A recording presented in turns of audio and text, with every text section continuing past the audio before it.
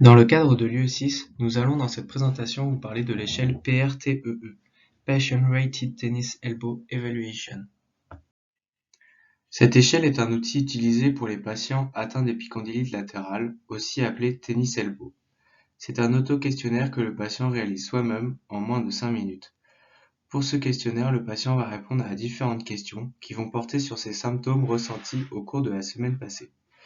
Sur la diapositive, nous pouvons voir les 15 questions qui composent cette échelle.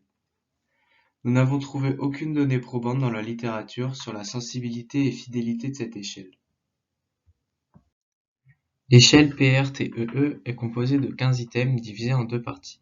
Une première partie est consacrée à la douleur, composée de 5 questions, et une deuxième partie portant sur les incapacités fonctionnelles avec 10 questions, dont 6 sur les activités spécifiques et 4 sur les activités courantes. Le patient doit répondre de 0 à 10 à l'ensemble des 15 items, ce qui lui donne une note maximale de 0 si la douleur est nulle et de 100 si la douleur est maximale.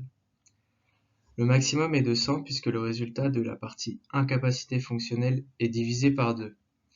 Au-dessus de 54 sur 100, on dit qu'il y a une douleur et un handicap sévère. En dessous de 33 sur 100, il y a une douleur et un handicap moyen. Il est possible de comparer l'échelle PRTEE à l'échelle de DASH, Disabilities of the Arm, Shoulder and Hand.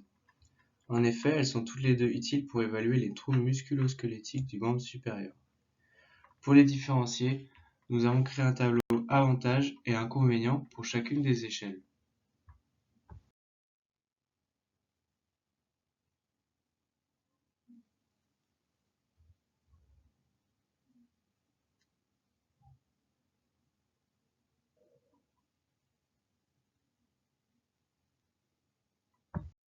Voyons maintenant l'utilité de cette échelle dans un cas clinique.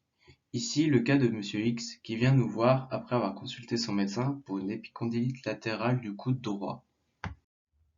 Une fois que le diagnostic est posé et fait état d'une épicondylite latérale du coude, il peut être intéressant de faire passer cette auto-évaluation au patient afin d'évaluer sa douleur et son impact sur ses activités et participations.